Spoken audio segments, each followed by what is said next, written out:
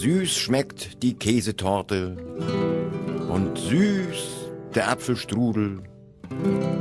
Doch das Süßeste auf Erden, das ist der Pudel. Es gibt viele Hunde auf dieser Welt. Wo immer du bist, da wird auch gebellt. Am lautesten bellen die Docken. Doch wer hat die schönsten Locken? Der schönste Hund im Rudel, das ist und bleibt der Pudel.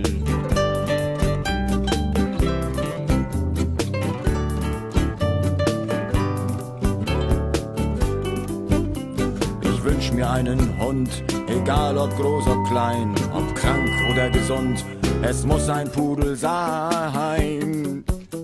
Der schönste Hund im Rudel, das ist und bleibt der Pudel.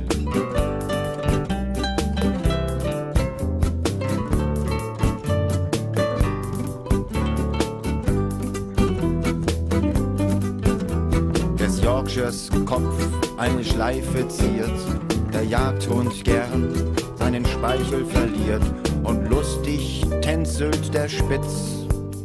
Doch wer hat den größten Witz? Na, wer wohl? Von allen die ulkigste Nudel, das ist und bleibt der Pudel.